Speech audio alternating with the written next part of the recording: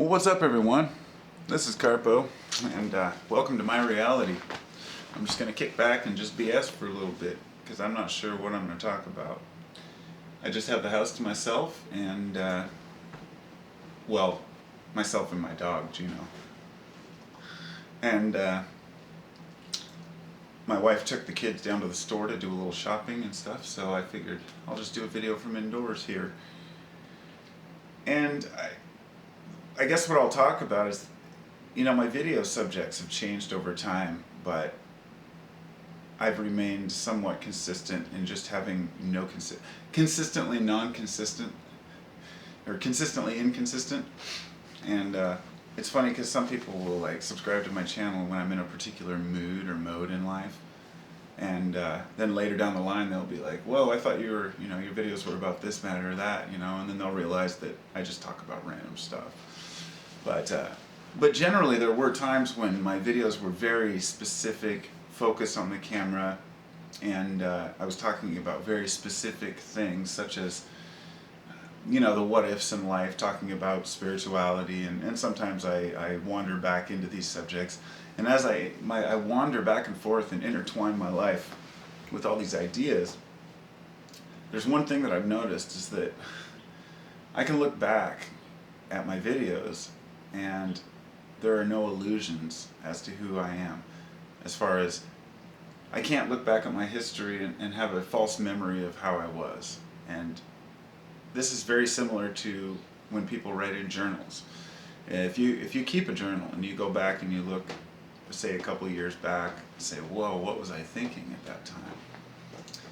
Now, it's easy for us to beat ourselves up over it by thinking, like I was a certain way, or I thought a certain thing and that wasn't how it was, or, but it's a learning curve. It's a learning process. Everything that we root through, everything that I have thought about or believed or studied that turned out to be not worth the time was always worth the time, because it allowed me to be able to cast one more thing aside that I don't believe. I guess a good example would be various religions. It's obvious that one person can't go out and experience a life of every religion. You can have parts of your life involved in each religion, but a person sometimes may take, say, one religion and then never even look into the others, whereas sometimes you have to give, I guess it's a little bit of getting your feet wet in every subject is what I'm getting at. That I can say I've honestly looked into things in life, including politics, world issues, conspiracies, and I'm able to say I've looked at this with my best approach, my best rational mind.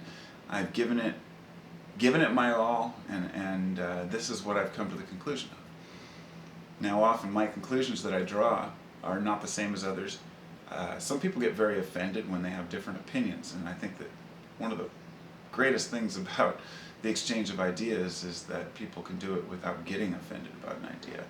But rather, if two people have a disagreement sometimes on one subject, then they'll negate everything else that they know and learned about each other, and all the things that they could learn from each other. I guess sometimes it's more, sometimes it may be a scientific idea that's like, one person has a theory about the sun, and another person has a different, let's talk about the electric universe and the cold sun, the hot sun. None of it really matters except for to learn. I mean, nobody's trying to get one over on others. We just want to know the truth. And I guess, you could tie science into many other aspects of it. But you could bring, your religion always comes up too. If a person believes something really strongly in one way, and they believe this is the only way that things could be, then it's hard to have a discussion where both parties are actually learning from one another. I guess a great example is when a Christian approaches me and asks me, "Have you tried this? Have you tried this? This is the truth. This is what matters. Yada, yada, yada, give your life to Jesus." And I'll say, "But have you tried meditation? Have you tried chanting Hare Krishna?" It's not a matter of who tries what. It's a matter of one side trying to say, "This is the way because it says so," or "because I say so." Not because I've tried everything else and this is what's true to me, but rather, this is what I was told, or this is what I believe. And much of society is based on what people are told. And it's not just politics and religion, which are two of the big ones, but much of what we believe, most of what we believe, has been instilled from our youth. And as we move forward, we do develop these delusions that things are a certain way. And see, I'm guilty of these delusions as well. So what I've been able to do is look back and say, this is how I felt when I was totally rational about everything and questioned everything. This is how I felt and how my life was going when I believed in something greater and maybe gave my life a new direction based on that there may be something greater than me. I mean, you can give it God or whatever name you want. Although I despise the name God only because it implies a conscious being that's aware of each one of our individual lives and cares about each individual life. And it's nice for us humans to think that everything matters, and every person, determinism and free will, those kind of things. It's all fodder. It's stuff I've looked into and looked at the deep philosophical discussions about it, things like free will, and just said, it's pointless. It means nothing, whether things are predetermined or not. So by these means, we can file away things that we've already studied. Meanwhile, keeping the file unlocked, because sometimes you may find something else that fits in with that, and so you pull out that. Let's say you've done your UFO studies. Many of us have, had our time with studying UFOs. Come to find out that while there's a lot of truth to it, there's too much bogus crap to sift through, on say YouTube or the internet. It's nearly impossible to know what's real anymore. I mean, with CGI, people are putting out all kinds of videos to try to get views with fake UFOs and stuff. So the point being that there's truth to it, but it's obscured. So I filed the UFOs and aliens away in the back of my file. Meanwhile, once in a while, I'll get a new piece of information. Rather than just cast that piece of information out and say, no, I've already filed that away, I open that file back up and see if that piece of information can associate with anything in there. Does it change the file, So is this new piece of information, does it throw out part of this file? Yes, it does. For example, the ancient aliens theory, there was this one about these flat top mountains. I just heard about it one time. I thought, that's crazy. Why would they, cut the tops off mountains for mining? That doesn't make sense. And then I found out later they were mesas, plateaus. And so I was able to take that bit of information and go, here's the scientific thing, boom, cast out that file. Now with science we can do this. We can cast out old ideas as long as the new paradigm is stronger than the old. With religion we can't do that. There is no new information coming forward in religion. So nobody, in 1,000 years has dared come forward and say, this is the new Bible, this is the new Christianity, except the Mormons. And the Scientologists, I guess, have been able to get away with it, but that's a huge business ploy. I really think Joseph Smith with the Mormons, I think he may have been one of the first big businessmen in this country. In other words, L. Ron Hubbard and Joseph Smith are one and the same, in my opinion. Because I could maybe believe that Joseph Smith actually believed in Mormonism, but the story behind him translating the plates, the person he had these gold plates he was supposedly translating through God, and the person lost the papers he'd written on purpose to see if Joseph Smith could come up with the same exact translation the second time. And he told the translator, oh no, God's all angry now, and he says he's going to change the word. So the Bible was changed in that sense, But I use this example because Mormonism is a great example of something that's only been around since the early parts of this country, the U.S. And it has just exploded, or at least it did. I mean, it's probably tapering off at this point. People are going to start figuring it out. But when your society is pushing this on you, when everyone around you in your whole city, if you live in Salt Lake City, let's say, and all your friends and all your family are all Mormons, why would you question it? You see?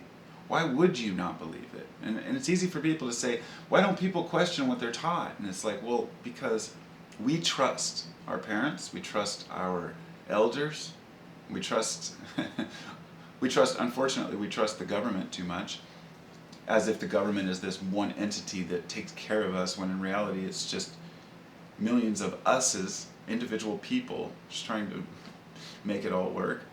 But in other words, we need to look out for ourselves. And no matter how much we want to think that the government or a god or anybody is going to do it for us, or even aliens, it's really up to us as individuals. Because and we all know that. I think we all know that in our hearts.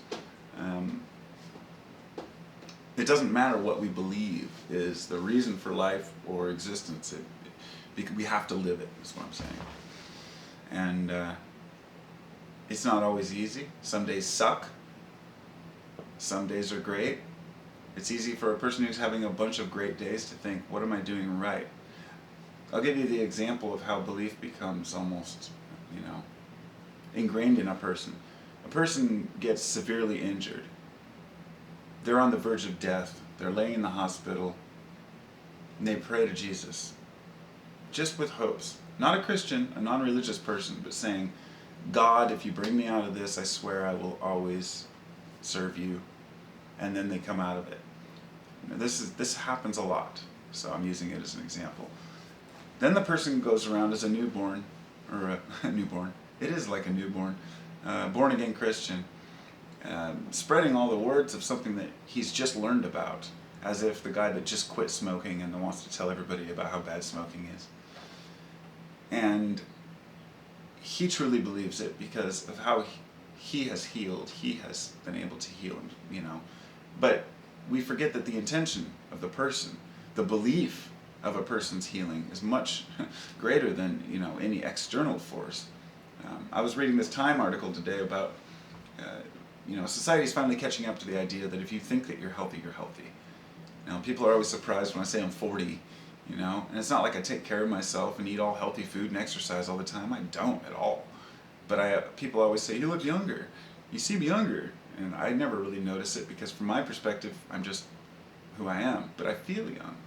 And if you feel young and you think young, then you'll be young. And that's a reflection of your body from your mind. Now, if you have an experience that's an extremely religious experience, that experience of your body and mind are tied together once again. And it's hard to break away from that. Like, you can't just say, well, it could have been something else. Because we want to convince ourselves things are true. So, we do.